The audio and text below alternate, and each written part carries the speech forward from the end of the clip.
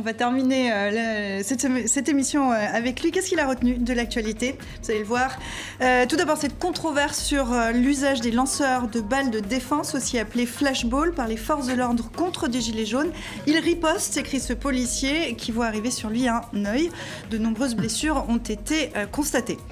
Malgré son acquittement par la CPI, Laurent Gbagbo est toujours en prison. Allez rejoindre votre femme Simone, l'autorise ce juge. Finalement, je vais rester ici, de l'ancien président ivoirien, face à cette perspective. Dilemme un peu vache. Autre grand dossier en ce moment en Afrique, la présidentielle en République démocratique du Congo. L'Union africaine rejette les résultats, même pas capable de truquer des élections, constate consternés les chefs d'État. Denise, l'Union africaine demande en fait la suspension de la proclamation des résultats définitifs qu'on attend incessamment. Pourquoi l'Union africaine sort-elle de sa réserve, ce qui est plutôt inhabituel? Non, elles ne sont pas de sa réserve.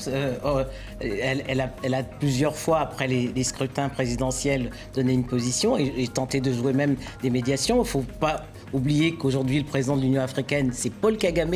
Et Paul Kagame, par rapport à la RDC, ce n'est pas n'importe qui, puisque avec les conflits qu'il y a eu, les tensions qu'il y a eu avec la RDC dans les années 90, juste avant la chute du maréchal Mobutu.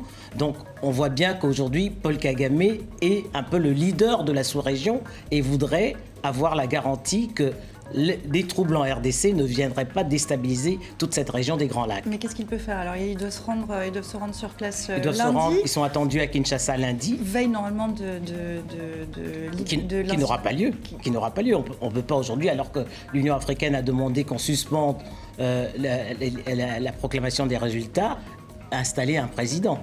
Donc on verra lundi, mardi ce qui se passe en RDC. À suivre, comme on dit, et évidemment à suivre sur TV5 Monde, notamment dans le journal Afrique. On continue, on en parlait en début d'émission. Dilemme pose la question, Brexit ou pas Brexit? Oui mais, réponse de la Première ministre britannique, il n'y a pas de mais, lui rétorque ce citoyen, mais Theresa May avec un Y, comme vous le voyez.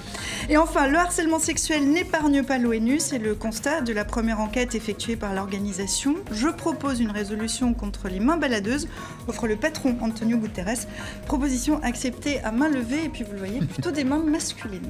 Je tiens à le souligner. Merci beaucoup, Dylan. Merci à vous quatre pour ces débats enflammés, très intéressants.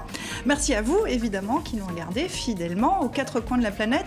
Je vous donne rendez-vous sur les réseaux sociaux. Vous pouvez nous écrire sur Facebook, sur Twitter, sur Instagram, où vous pouvez nous retrouver également.